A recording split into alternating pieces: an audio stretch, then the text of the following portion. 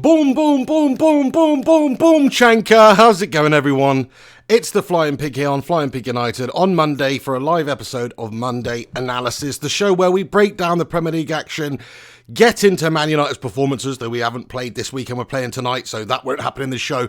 But a little preview of the Wolves game, and we're going to dive into what's gone on in the Premier League at the weekend from all the clubs around the country.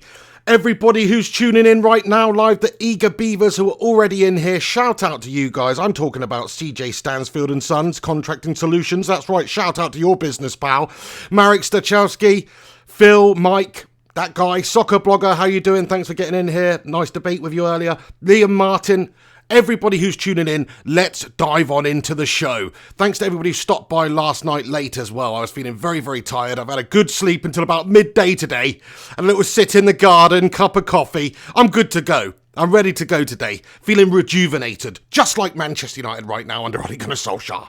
Hopefully I'm coming through loud and clear, lads and lasses. Let me know that I am. I always freak out that some sort of bug has occurred during the night and the microphone has dissolved or something. So let me know that you all can hear me right now. And thanks to everybody who is in here tuning in.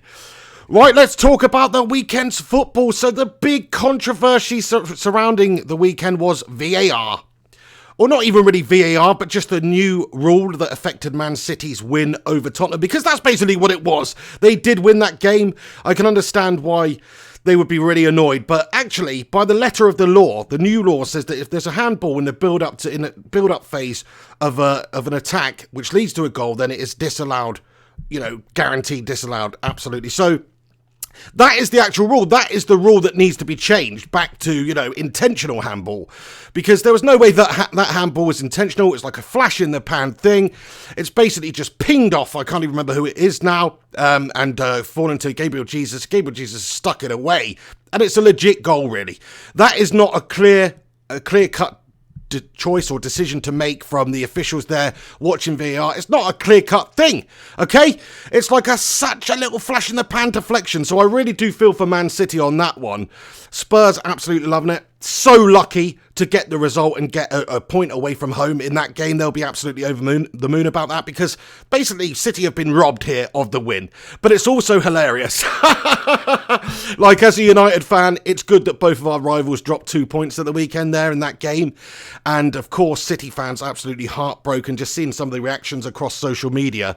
It's absolutely amazing. It's made my week, basically. So I want to hear what you guys think about the whole VAR controversy at the weekend. It's not actually VAR that is to blame, like I say, though. It's just the fact that they changed the law, that handball rule, and they wouldn't have even been looking for that previously. The official missed it on the pitch. None of the opposition players are protesting. Everybody is satisfied that it is a goal because the handball in question happened in such a split-second moment. It was so rapid and happened so quickly that everybody missed it. And a year ago, that would have still stood as the winning goal. Manchester City being done by VAR once again. It's absolutely brilliant. But it is there for a reason to apply the letter of the law. And that is what it did. And unfortunately, the law is just absolutely gashtastic. Alex Rincon, good to see you in here, mate. Comments, come on, United, we're going to win 2-0. That is the sort of mentality I want to see, Rincon. Absolutely. I think we are going to win this game. Wolves had a bit of a tough game, opening game of the campaign in the Premier League for them. They didn't score, they didn't concede, it was a 0-0 draw. I think United, at this moment in time, with a bit more solidity at the back, can really go to Wolves and open them up and score some bloody nice goals. Because we do have a crazy amount of pace up top there. Martial's looking hungry in front of goal. So is Rashford. Daniel James is an absolute pace monger. So I think we're really going to get at Wolves. But of course, Wolves have got really good players. They do. They're a really good team. Finished 7th last year in the Europa League for the first time in a long time. That is the sort of team that they are right now. They're the 7th or the 8th best team in England right now, the 7th best team, because that's where they finished. So you have to respect them. You've got to understand that they've got very good players. I mean, Jota made us look silly at times last year. A couple of results they had against us last year. Very good players indeed. I know my rap preview video was ripping into Wolves, but I do actually respect Wolves. They're a really good team. They've got a real fantastic team ethic as well. They're a proper team. Do you know what I mean? Individually, the sum of the parts, is more valuable than the individuals in that particular setup, I think. They're just a very, very, very talented team. Nuno seems to be a decent manager. We'll see what happens, but I've got a feeling we will win the game. I'm personally going for a hard-fought 1-0 victory.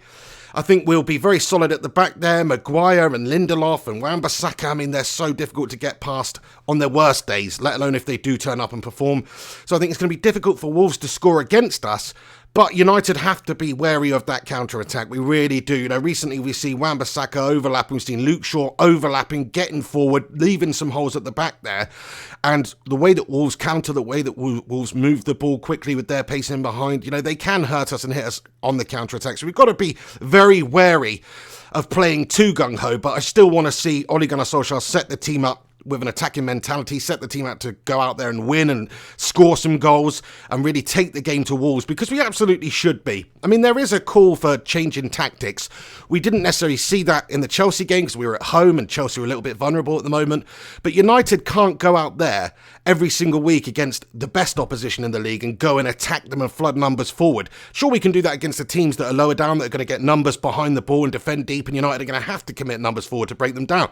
But teams like City, teams like Liverpool, fantastic possession passing teams who can hit you and hurt you on the counter with their pace and their quality, you cannot necessarily set up the same way. But against Wolves, we absolutely should be setting up, attacking and going for it from the off, in my opinion. I know we're away, but still, that's how United should be approaching all these games against lesser opposition. I think Ole Gunnar Solskjaer is going to do that. But if we did set up that way against the likes of City or the likes of Liverpool, chances are they'll pick you apart on the counter because they're so damn good at it and they're so comfortable in possession as well. Just getting the ball back from them is so difficult. We have to set up a bit differently against those guys.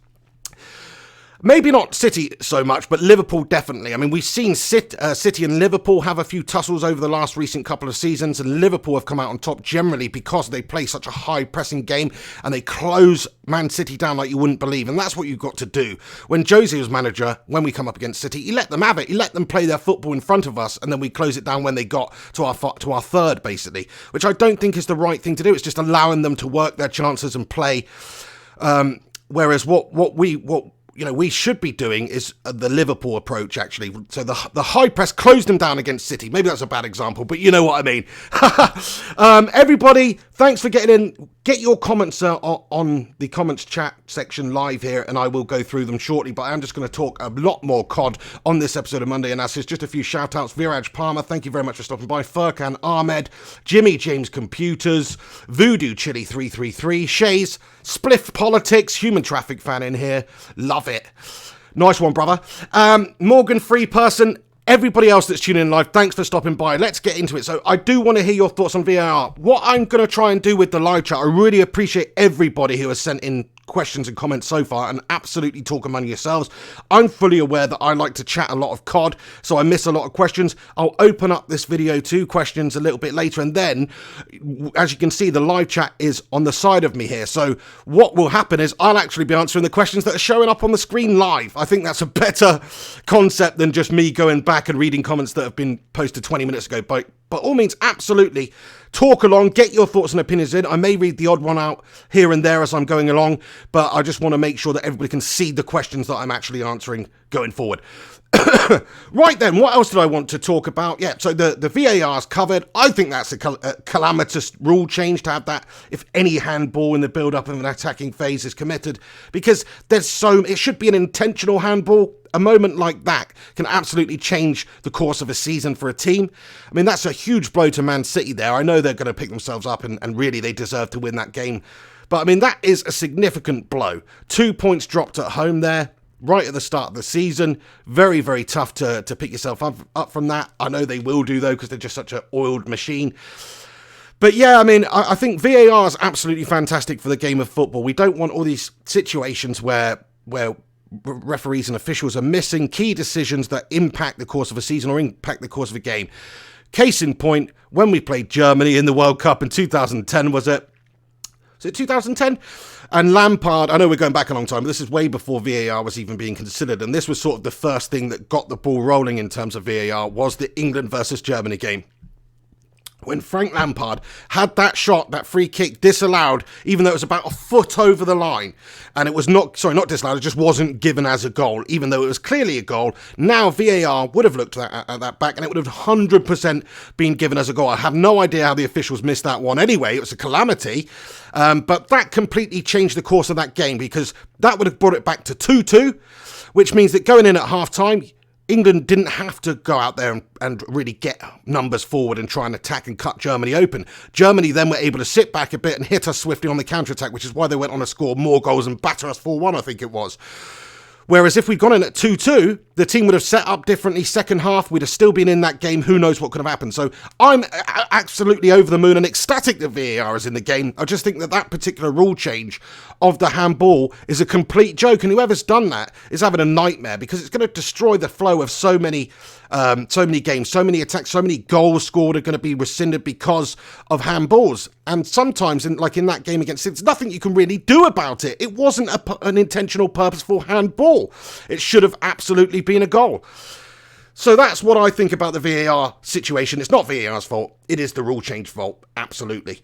Right, one other big breaking news headline that I just want to talk about before we get back into the Premier League action is Philippe Coutinho has just signed for Bayern Munich on loan. It's official, done deal, official new player for them on loan this season.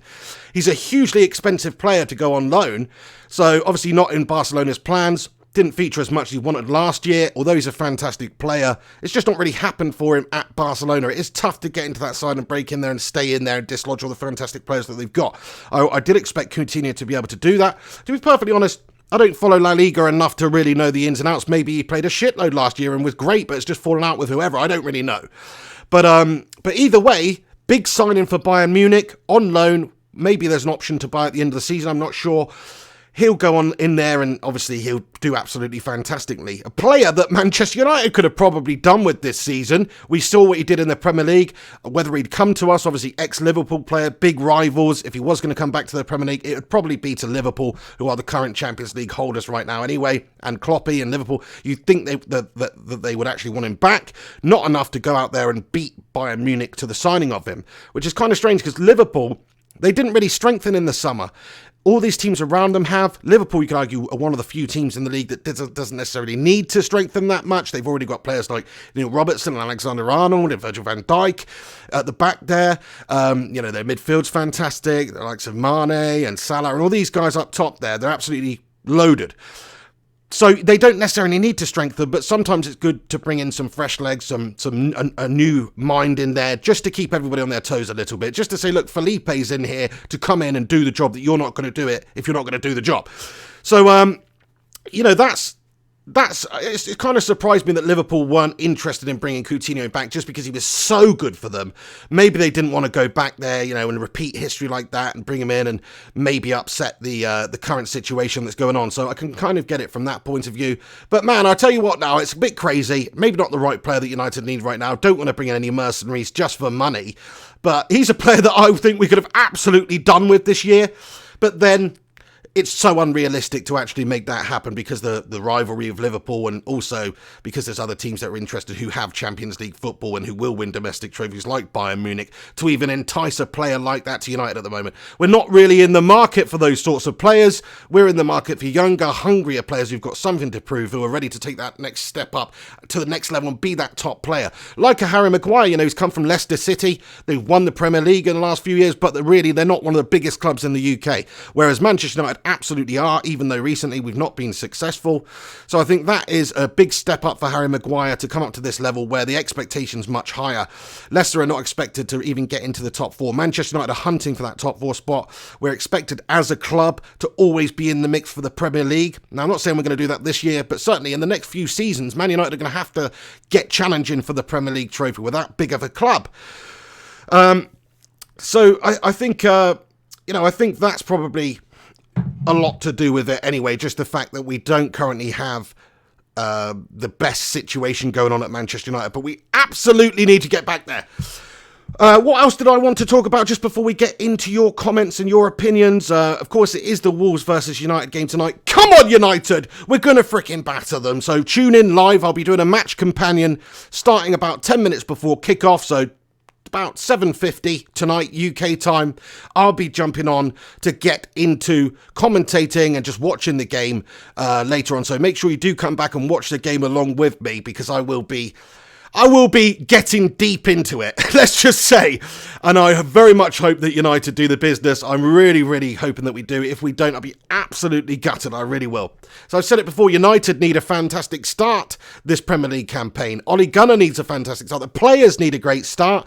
We had that great start against Chelsea, one that fills everybody with confidence. Ole Gunnar Solskjaer, a little bit of that pressure's eased off. He absolutely smacked Frank Lampard in the duel off of ex-players, new managers in the Premier League. He smacked him a good one, and that's fantastic. Martial got on the score sheet, Rashford got on the score sheet in their sort of new roles for the team. That's great to see for them. That's a big confidence booster, absolutely necessary for those guys to hit the ground running this season, because if they are going to be those players to score 20 plus goals this season, they're going to have to hit the ground running and get that confidence early.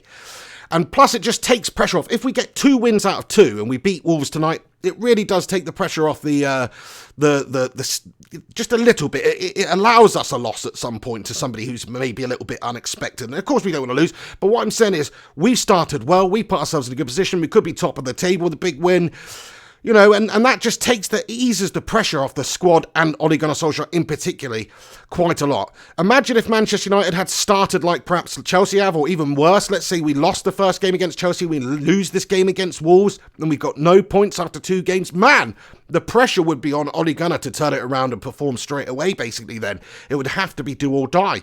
And with a bad start, it can really alter the lead up to Christmas hugely in terms of confidence. So I think it's imperative we do that. Frank Lampard at Chelsea, let's just talk about him, because yesterday they drew with Leicester 1-1. And they actually started the game really, really well. I've just seen the highlights, but it looked like they were playing very, very well in the first half. And Mason Mount got on the score sheet, a young player that Frank Lampard obviously knows is going to bring through here. Chelsea couldn't sign any players in the summer, really. Eden Hazard left, so they are going to have to bring these players on and blood them. Mason Mount seems like a player that could absolutely be a very, very good player in the Premier League for the next 10 years. So quite exciting for Chelsea that they've got a player like that scoring. Looks good, but like Lampard said, their legs were a bit tired towards the end of the game there, which allowed Leicester back into it. Maybe a bit of a weak excuse, but you have to understand that they did play the Super Cup against Liverpool not long ago, and the players gave absolutely everything in that game, lost on penalties. So that is a big factor. So it's been a terrible start for Frank Lampard, obviously getting a point in the second game against Leicester, losing the first game against Manchester United. That is a terrible start. And Chelsea fans, I know they're going to support Frank Lampard because he's a club legend and they do love him, even though he went to City and scored against them. But let's not talk about that. That was just a crazy loan move that happened there. That was amazing when that happened, by the way, when Lampard went to Chelsea and then played against them and scored against them. That's bloody amazing. Let's just leave that. But yes, Lampard and Chelsea, he's got his work cut out for him. The pressure's on a little bit now to perform and achieve. And you know what Roman Abramovich is like. Even though Chelsea haven't been able to go out there and strengthen and spend loads of money, so there won't be that pressure on Lampard from the, will my major signings work out that I spent 200 million on? It's not that situation, but it is still the situation of a Chelsea manager, and Roman Abramovich is very, very ruthless when it comes to chopping and changing managers. If he thinks somebody's not going to work, if he thinks somebody's not working out, he makes that decision and he chops and he changes immediately. So even though Frank Lampard is a club legend, I'm sure he's got a great relationship with Roman Abramovich, probably supplies him with some very, very good oil and stuff like that, for his country manner. But other than that, I mean, there's no real reason for Abramovich to want Lampard around if they're not at least. I mean, I think a good season for Chelsea this season, considering where the other clubs are at and who's improving and who's done what in the transfer window and the transfer ban, I think a good season for Chelsea would probably be 5th or 6th. It actually would not be a bad season for them. And I hope Lampard, if he finished 6th with Chelsea, would get the time and get the job still to be able to continue on and maybe have a transfer window at some point and try and improve the side, because I actually want to see Frank Lampard do reasonably well at Chelsea. Not better than Ole Gunnar at United, obviously, but Lampard's one of those those players, as a player when he used to play against us, really didn't like him very much. You know, unfortunate sort of cheeks on the lad, but also just the fact that he was so bloody good. He was such a goal scorer in midfielder, the likes of which the Premier League hasn't really seen since. The amount of goals that he scored consistently every single season from midfield was just amazing.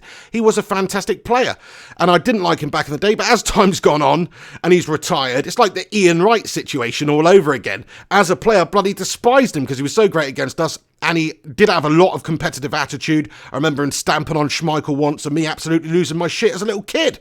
So I remember the rivalry. But now I look at Ian Wright as a pundit, as a person, talking the way he talks. I just like him.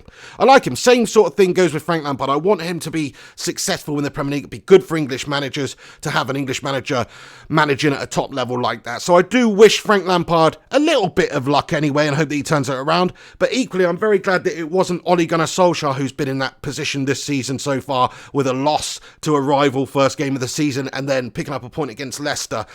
That is poor. That's a poor start from Chelsea. It's not really Lampard's fault, I don't think, but it is a poor start. They've got a lot to do and a lot to learn. They're too sloppy. They were way too sloppy against us.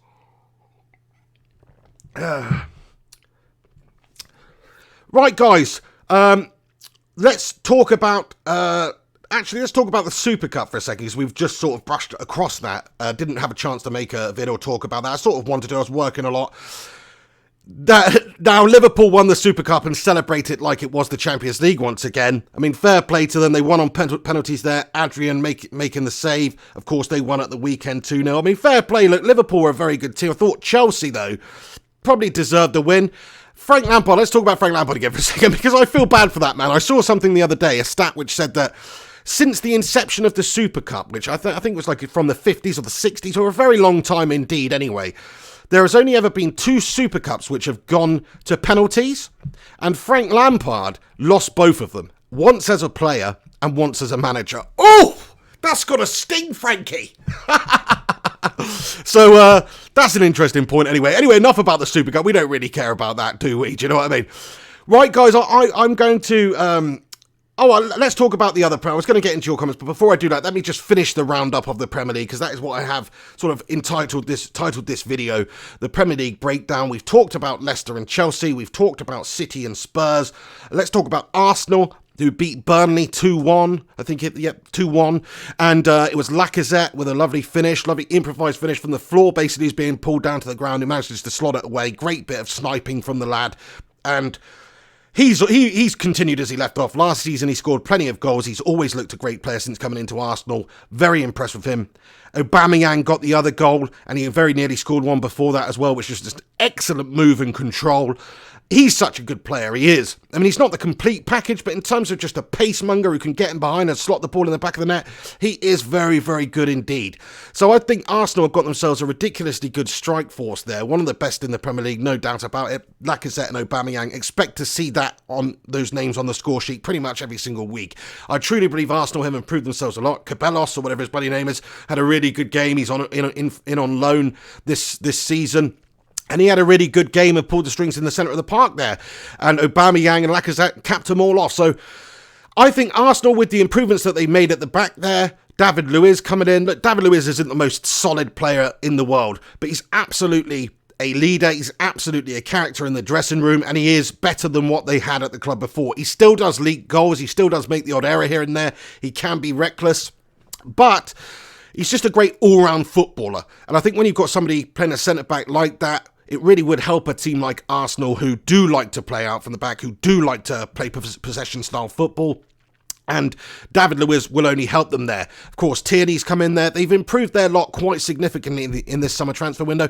So I'm still expecting it will be a bitter fight out for top 4, for that 4th spot between Manchester United and Arsenal. Arsenal has strengthened. United look good at the moment. You could argue we have strengthened, but in some ways we've weakened ourselves. So it would be very interesting to see who does make that top 4 spot. But I've got a feeling Arsenal are going to be very, very difficult to dislodge from that space this year. It just seems, I know there's only 2 games gone and 2 games played, but they have won those games, and they have sort of done it in a not an amazing way, but certainly a professional way. Certainly, a couple of years ago, it's the sort of games that they would lose out on. At the end, they concede a late goal stupidly. They haven't done that, and they've got the 2 wins. So you have to respect what Arsenal are doing at the moment. Bournemouth beat Aston Villa 2-1. Don't have much to say about that one. Villa are going to find it very difficult this season coming up into the Premier League. There's a lot of teams that have strengthened. Even teams like Sheffield United have spent a lot and are looking decent, have started well. I think Villa, they're real candidates to get relegated this season. I think it's obvious. I think that could definitely happen, but fair play to Bournemouth getting the win there. Brighton drew with West Ham. Don't have anything to say about that. Everton beat Watford 1-0. Good start from them there. Let me talk about the Norwich game, because I watched quite some extended highlights of the Norwich game, and man, that Timo Pukki, or whatever his name is, the Finnish guy, crikey, man, he looks a damn player. Now, I know he's coming up from the Championship, and you can't expect him to do that week in, week out, but the lad scored a bloody hat-trick right out of the top drawer. And Newcastle, although they're all over the place, they still are a decent team. They're still from the Premier League last season, so the fact Norwich coming up there, Timo Pukki ripping them apart, that first volley that he scored, the other 2 goals, fantastic intelligence from him, seems like a good lad. Crikey, might have to be put in my fantasy football team. I'm not even kidding. I think he might score 15 goals this season. Let's see. Very impressed with how he did in that game. Newcastle, on the other hand, oh my days. After a decent display opening game of the season where they lost out to Arsenal, but they still looked decent at times, and Joe Linton was a threat and all that sort of stuff, they definitely struggled. Almiron and Joe Linton basically couldn't interplay with each other. They were completely out of the game for lots of it, and really, they just got taken apart by what was a Championship side last year. So they've got a lot of problems this year. Steve Bruce, I'm not so sure he's going to be the man to really save Newcastle United and get them to where they should be once again. I'm sorry, Stevie, ex-United legend. Love Steve Bruce. Seems like a nice bloke. Got the ultimate whiskey nose. But he's still probably not quite up to the job of managing Newcastle. I know it's only a couple of games gone here, but they're under the cosh already. The pressure's on already. Mike Ashley actually has spent a little bit of money this summer compared to most windows where they don't. So in terms of a little bit extra pressure on Steve Bruce, there is. And players like Joe Linton, who's coming for £30 million or 40 million with extras, he's going to have to perform. He's going to have to start scoring goals. But in order to do that, he's going to have to get the service, which is what they really struggled to do against Norwich City. So anyway, fair play to Norwich City. A really good game of football. Norwich absolutely bossed them. Newcastle looked awful. So, fair play, Norwich City starting that game well. Liverpool beat Southampton 2-1. Adrian with a late blunder. By the way, I must say, did you see Kloppy's little post-match interview after the Super Cup, where he's gone, Adrian, we did it, or whatever? I'm sorry, it really pisses me off, but you've just got to like Jurgen Klopp, don't you? Now, I don't like to say that. I wish it was Kenny Dalglish as Liverpool manager, where I just absolutely hate that guy. Or Rafa Benitez, the Spanish waiter, or somebody like that. But no, it's actually, or Brendan Rodgers even. But you just got to like Kloppy, don't you?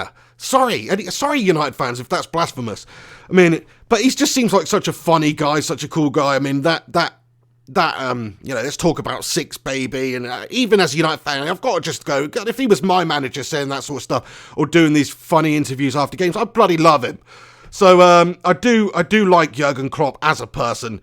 Problem is, he's a good manager. He's got Liverpool playing really good. They're our big rivals. They're going to be successful while he's there, probably over the next couple of seasons. It's pure filth from a United point of view.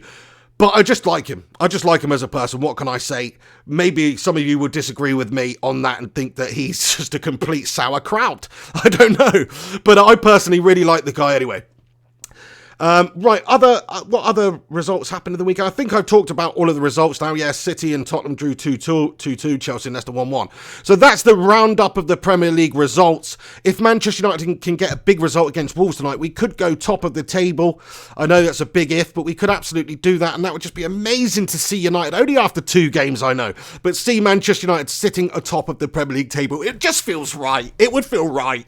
So I really hope that we go and do that tonight and smash Wolves by a good few goals and take the top spot, because that's only going to give the players confidence. It's only going to give Ollie confidence, take the pressure off, as I say. It's hugely important. Oh, right, guys, let's get into your comments. Thanks to everybody who's waited patiently and has been commenting about anything that I've discussed and talking amongst yourselves in the comment section. You're a bunch of freaking legends. Thanks to everybody who's stopped by. Do us a favour, actually, if you're tuned in live right now, smash a cheeky little like on this video, and if you could give it a share on social media, that would be much appreciated too.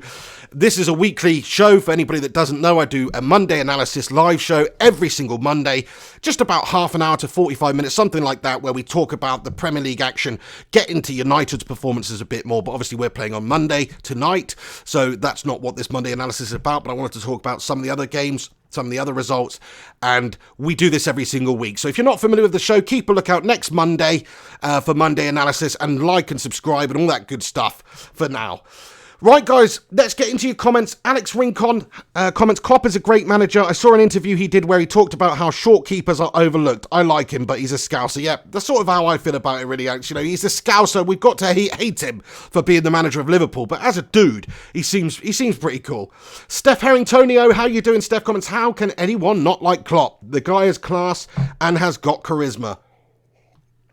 I know he does, and he even looks funny. Like, if he was a comedian, he's got the perfect face for a comedian. He's got those thick glasses, he's got those, you know, the magnifying the bug eyes, he's got that big cheesy smile with the bushy, like Dangerous Dan, you know, stubble and all that stuff. He's a hilarious looking dude, he really is. He could be the German Mr. Bean. You know, if it doesn't work out for football, for Jurgen Klopp, well, I know it already has worked out, but if he wants a second career after football, he could go into, like, silent comedy acting and be the new Mr. Bean, except it's in Germany, so it'd be called Herr Kloppy.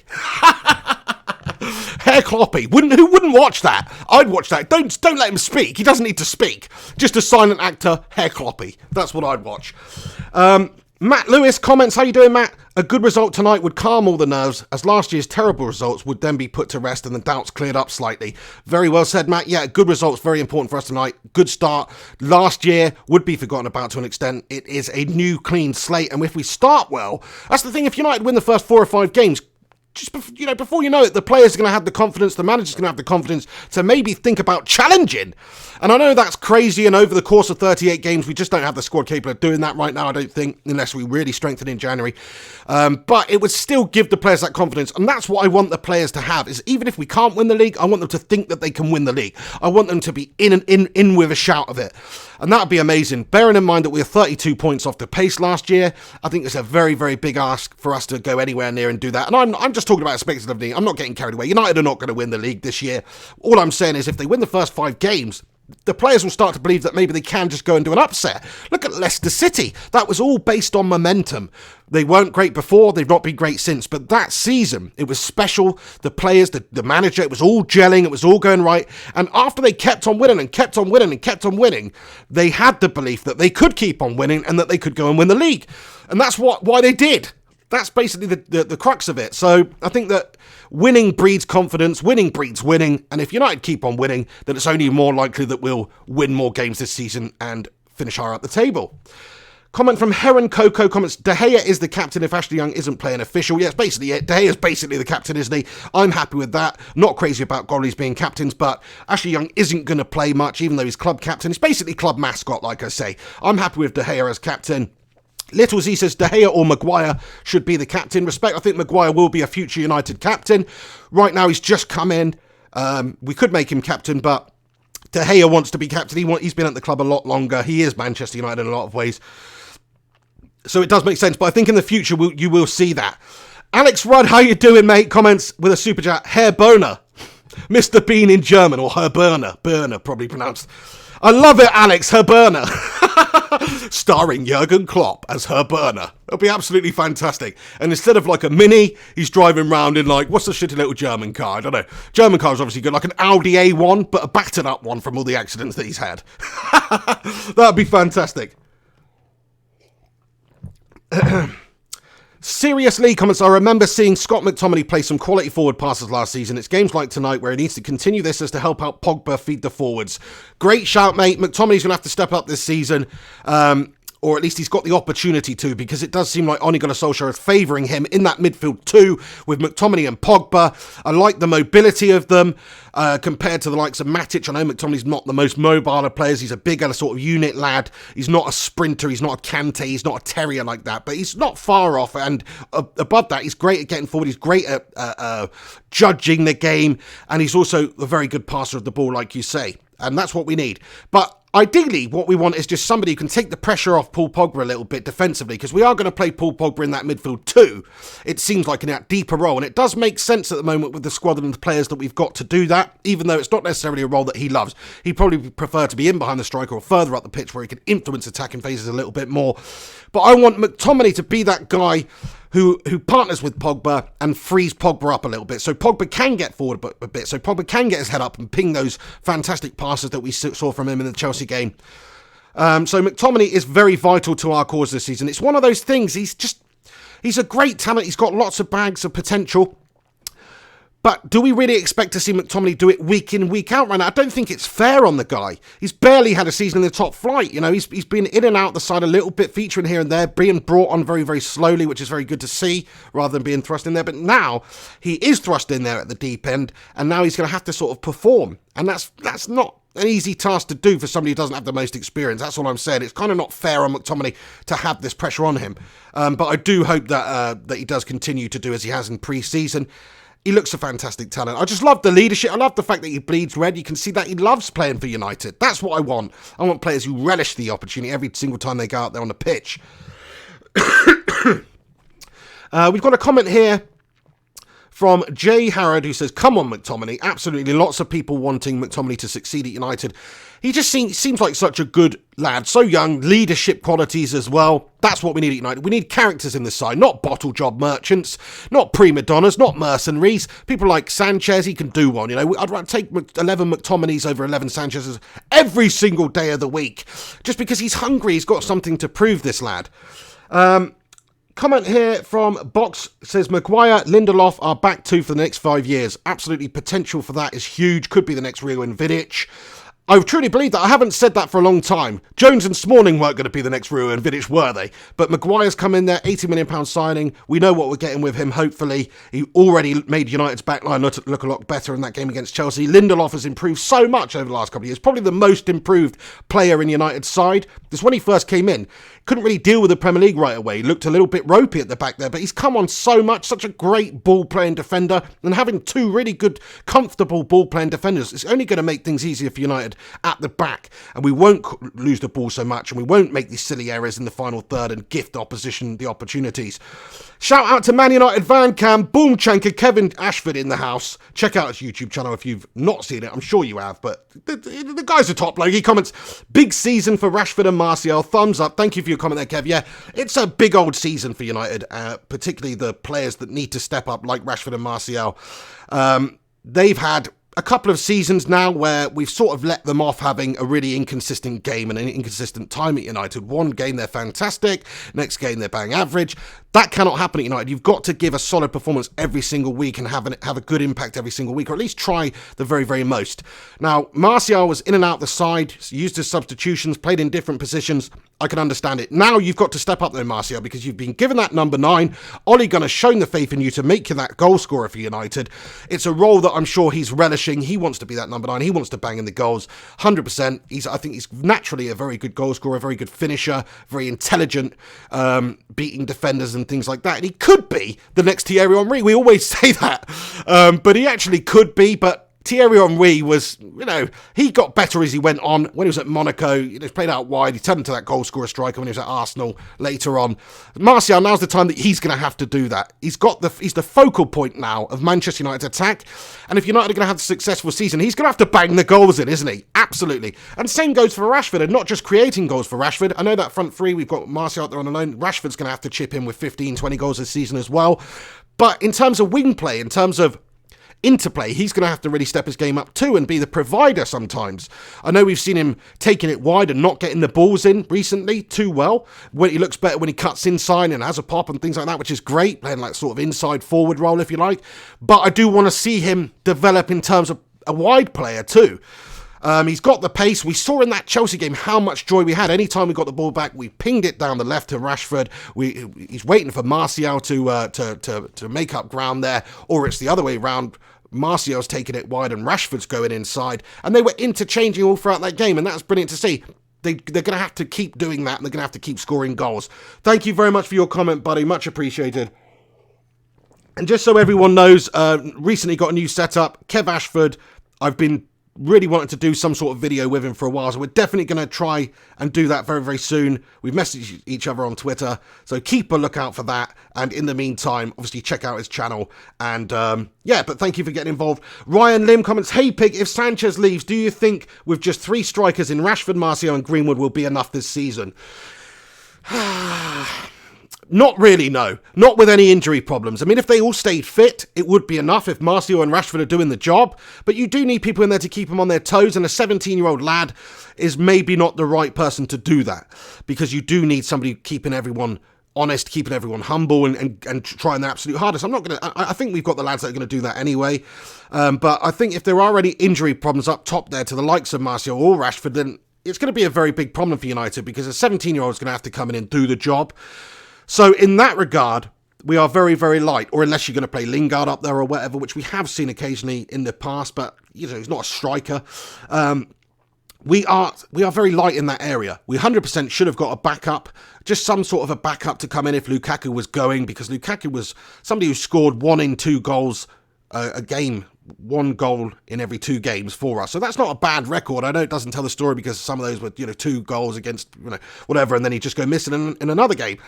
But he still did contribute to some goals to Manchester United, and United didn't really replace those goals. Hopefully we've replaced the goals by giving Martial that nod up top there, and Rashford's going to chip in with a 15 or 20. But I really, truly believe we should have got somebody as a backup this summer. I think we were 3 players short this summer transfer window. I know we did sign 3 big players there, but I think we were 3 players short of really having the squad capable of closing the gap a significant amount and getting top 4 guaranteed. Well, not guaranteed, you can't guarantee it, but you know what I mean, like putting ourselves in a much better position to do that. If we'd have got a couple of centre midfielders, obviously Herrera left, we probably needed another one as well, with Pogba maybe leaving in January or whatever it may be, and then of course a backup forward, because we are light in those positions. But I think Mason Greenwood, from what we've seen from him, the intelligence, just look at the couple of games he played in pre-season, that one finish in particular, I can't remember who it was against, was it Spurs? I can't remember now, but he just showed a fantastic bit of class to turn and do the defender and slot it in like a really seasoned player. And he's only 17 years of age, so I actually, in some ways, I'm kind of happy, because I think he's going to get the opportunities this season. And if we did have, say, like, I don't know, Lukaku was still here, or we had a backup striker, Llorente came in for the season just as a free agent to give us some backup and bolster our options up there, Mason Greenwood's not going to play as much. And I want to see him play. I want to see him play 15, 20 games this season, absolutely, in the Premier League, whether it's coming on substitute appearances late on in games, whether it's cup games. I want to see him play, because I think at 17, he's got so much ability, and the only way he's going to fulfill that ability is if we give him games. Not give him 40 games a season and Michael Owen knacker him out, but he does have that potential of a Michael Owen, where he could maybe be that quality breakout player. So we need to bring him on wisely, we need to bring him on gently and slowly, but I think it's quite good. It's almost necessary that it's almost necessary that we play him this season, because of the lack of players we got up there. So in a way, it's kind of good. Alexis Sanchez, if he goes, what has he contributed to United? Who would you rather see up there? Alexis Sanchez? Let's say Martial's injured. Who'd you rather see playing striker? Sanchez or Greenwood? Now, there's 2 ways to answer that. Sanchez is a more seasoned player, fantastic experience, but he hasn't bloody done it for United. He hasn't done it for a long time. Greenwood, on the other hand, has looked fantastic for United. He's only 17, he's got bags of potential, and he's hungry. He's got something to prove, and he's an unknown entity. Maybe people know how to deal with Sanchez, but they don't know how to deal with bloody Mason Greenwood yet. So that's what I'm saying. I think it's kind of cool that we might have to call upon Mason Greenwood at some point, but again, I've totally forgotten your question now, but thank you for your comment. James Mosscrop says, do you think we should play youngsters in the Europa League like Greenwood? Thank you very much, James Mosscrop, for getting in here with your comment and question. Yes, I do, against certain teams. Obviously, if we're coming up against the sort of top Europa League teams, then we'll see. We'll see based on form and how he's doing, and out of necessity as well, due to squad injuries and things like that. But I don't think, I don't think that we should play the strongest team against every single Europa League side we come up against. No, if we're playing a bang average Europa League team, I don't like a Midtjylland or somebody like that, like a really lower down team that we should just go out there and paste, then Greenwood should absolutely be given the nod. He should 100% be given the nod. So should the youngsters like Chong and Angel Gomez. Man, they've got some talent. The only way you're going to see that talent and see them improve and turn into the next bloody, Ruud Gullit or whoever it may be, is if they get the game time and they play. So I think the Europa League is a very important competition for us to go and do that. It's a secondary competition for us, but it's one that we should be taking seriously because it's a route into Champions League. If we can't get it top 4, if we win that trophy, it's a route in. So when we're coming up against the top Europa League teams, of course, we've got to field our best, most experienced teams. But if we're not, I think we should treat it like the League Cup. Treat it like an opportunity for these young players to go out there and impress. Treat it for an opportunity to try and get them to break into the side, see who's stepping up to the task and who can really be a United player. I want to see Angel Gomez play, I must say. I know we've got like Rashford and Marcel. I want to see Angel Gomez, man. He looks quality. So I really want to see him play some games. Same with Greenwood. Same with Garner. We've got a lot of very good young players. Chong, man. Oh, I want to see them smash up the League Cup. I also want to see them smash up the Europa League. So yes, to answer your question, I do think that we should do that. Comment here from Jay Harrod. How you doing, Jay? Comments, I think Ollie is the perfect man for our younger players. Yeah, I think you're right. I really do. I think he's just got such a good way about him. He's got such a calm way about him. He knows United. He was under the tutelage of Sir Alex Ferguson for many, many years. He's got great experience at dealing with people, I would imagine, and expecting certain things that Manchester United that he had instilled into him while he was at the club in a very successful period. He's got the right mentality, and he will give youngsters the opportunities. He will blood them. I know he played Ashley Young in pre-season one game, and I was like, what is Ole Gunnar Solskjaer doing playing Ashley Young, starting Ashley Young as captain? It made no sense to me whatsoever. He was just giving him a game, I think. I think Ole Gunnar knows that really, if an opportunity comes up where, say, Wan-Bissaka can't play one game, then he will give the opportunity to Dalot. He's not going to play Ashley Young right back. I truly don't believe that anyway. I think you'll see Young used as a late substitute, and I think you'll see him used as an absolute necessity backup. Comment from Box, who says, if you're aged 35 years or under, you have no feeling of winning a league title as a Liverpool fan. Very true indeed. Yeah, I mean, over 30 years since they last won the league.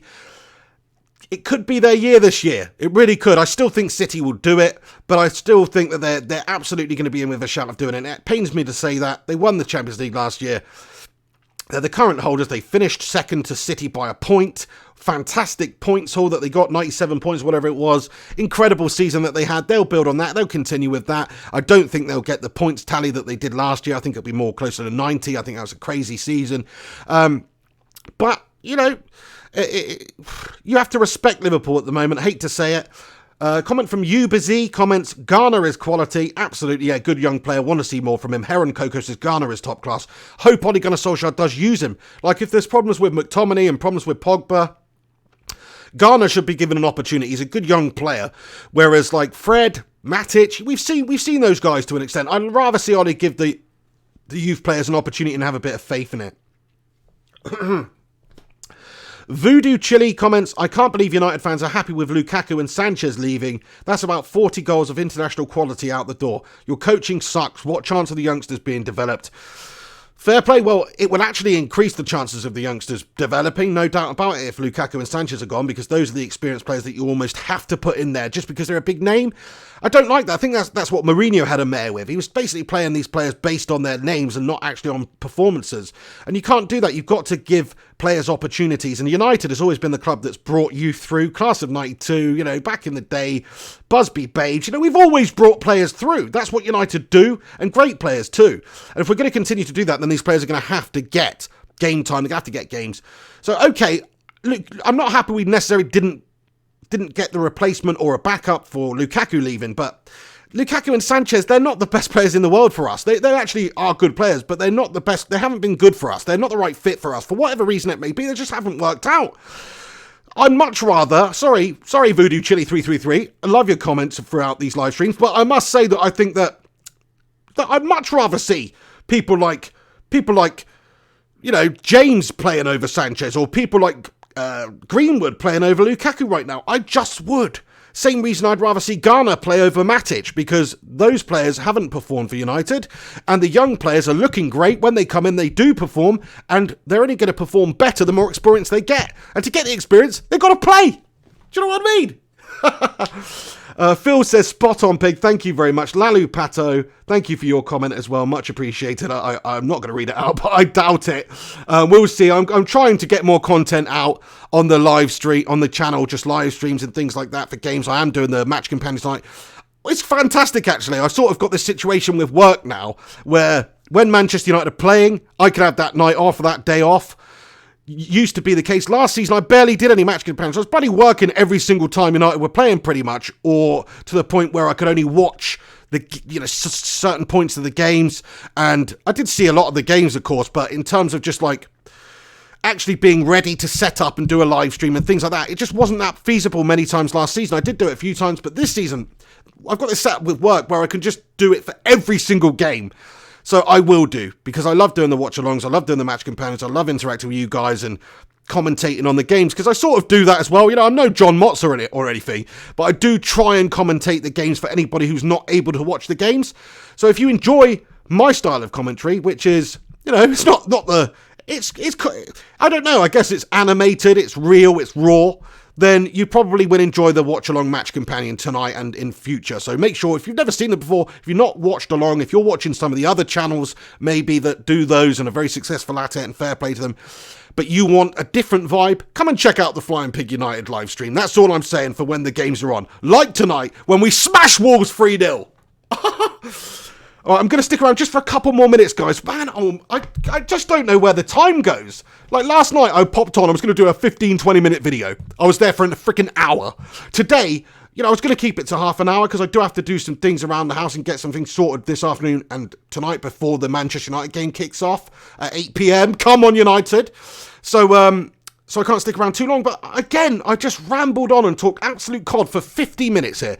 Everybody who's tuning in, there's 90 of you right now. Thanks for stopping by on this Monday afternoon for Monday Analysis. Smack a cheeky little like on it if you're in here. Please, it'd be much appreciated. Gungshi, yes, how you doing, lad? Good to see you in here. Comments, pig commentary is the best. Thank you very much for that, Gungers. I much appreciate all the support you show and that everybody else shows, and the awesome interaction that you provide on the channel. You guys are a big part of this live stream also. Rincon comments, Ollie is the B-Tech Andy Serkis. Rincon, how do you know what B-Tech is, mate? That's what the hell. You're from bloody Dallas, Texas, aren't you? You must have heard that somewhere, but I love it. Ryan Lim says, cheeky like has been slapped. Absolute legend. Thank you very much. Neil Doffin says, it's your fault it's too long. That's what you get for being a legend. Us to win the first 5. Come on, United. Thank you very much, Duffin, for those words of encouragement there. You're a legend also. I know it is my fault. I just ramble on, don't I? I've got this ability of just rambling. Not all of it coherent, not all of it makes sense, but if you're just looking for an hour of COD talking, then I'm hard to beat. Thank you very much, Neil. I love your optimism about United winning the first 5 games. That would be absolutely amazing. Absolutely amazing. Rincon says, we had that slang in USA, Piggy. Oh, fair play. Does it mean the same thing, though? That's what I want to know. Lalu Pato comments, as a Liverpool fan, United is playing we, and Slabhead's contribution has been immense. Oh, I think you said playing well, not playing we. I'm guessing so, because the next line was complimentary anyway. Slabhead's contribution has been immense, but yet to see the best of Wan-Bissaka going forward. Yes, 100% agree. We saw more from Bissaka in pre-season going forward, but defensively, that's what I want to see from him. I just want to be that solid right back where nothing passes him, and he's done that so far for United. He won't do that every single week. I know he got the best stats in the last year for one-on-one tackles and things like that for a right back, and that is great, and he's going to do that a lot for United. At some point, he's going to get beaten. But he's not going to get beaten very often. That's the thing with Wan-Bissaka. He looks so solid. I know he's only 21. He only had one real top season for Palace in the top flight. But he just looks like such a ready-made top player already who's only going to get better. So I'm so excited about that. And Maguire's contribution. Bloody Charlie Nicholas, the imbecile, was talking about Maguire's first game on Sky Sports saying that he wasn't blown away for it. Let's not get carried away. Didn't see the leadership qualities, blah, blah, blah. You're talking absolute cod, mate. Of course you would, you bloody ex-Scouser. That's what's going on. Maguire had a great first debut, considering the things like I mentioned, like he just come over from Leicester. He didn't have the pre-season. He's not familiar with his teammates so much. He played like an absolute boss in that game, and he's only going to get better the more comfortable he gets. 100% agree with you, pal. Thank you very much. Right, guys, I am going to have to wrap up this video now. I've got a few things to do, but seriously, thank you to everybody that's tuned into this Monday Analysis live show. Thanks for stopping by this Monday afternoon. Like, subscribe, comment, all that good stuff. You can follow me on social media at Mr. Flying Pig HD. Please do that. Please tweet me. Please Instagram me. Whatever you want to do. Who was it that commented earlier? Charlie McKinnon. Somebody commented with saying that I didn't respond to their Instagram message. I apologise. I try to respond to as many people as I can on different platforms. They do ping in, you know, more frequently than I would expect, actually. I try to get on there and answer some things once or twice daily, so I'll get back to you. I think it was McKinnon anyway. But anybody who I've not responded to on social media, don't worry, I will do. Twitter's actually the best for me. Contact me on Twitter. I'm usually checking Twitter a lot more frequently, so at Mr. Flying Pig HD me. And to everybody who's tuned in, thanks so much for getting involved. Jose Angel Zambada with a late super chat. Gotta read it out. He's taking the time to send it. Thank you, Jose. I love that name, I must say. Not Jose. I don't like the Jose part. And maybe it's Jose, actually. I could be doing you dirty there. But either way, I love the Angel Zambada part. What a fantastic name. You sound like a freaking Latino rock star, buddy. Do you know what I mean? Like a bit of La Bamba action. What was his name? Oh, Richie Valens. That doesn't sound Latino, but Angel Zambada does. Legend, thank you very much for your super chat. Top 4 or Europa League win. Come on, United. What would I rather? We got top 4 or we won the Europa League? Do you know what? Screw it. I'd rather we finish 5th and win the Europa League, because then that is a European trophy. We're in the Super Cup and we're in the Champions League. That achieves the same goal as getting top 4, but it's got the added bonus of a major European competition trophy, and playing in that Super Cup, qualifying for the Super Cup, and qualification for the Champions League. So it's an easy one for me. It would 100% be the Europa League, even though it'd be nicer for United and it would show that we're a better team over the course of the season to get top 4. But that's what I'd choose. Thank you so much for your super chat. Thank you to everybody else who's tuned in today. Thank you to Rudd. Thank you to Rincon for keeping an eye over proceedings. Neil Duffin, Heron Coco, James Moscrop, Clam J, all you guys. Shout out to everybody who gets involved with the live streams. You're a bunch of freaking juicy legends. Juicy? You juicy. Anyway, thanks very much for getting involved today. Make sure you do come back later tonight. About 10 to 8, we'll kick off on the channel for the Wolves versus Manchester United game, where we are going to absolutely freaking batter them. Right, guys, I'll see you soon. See you tonight. Have a good one. Thanks for watching. Enjoy the rest of your day. And come on, United.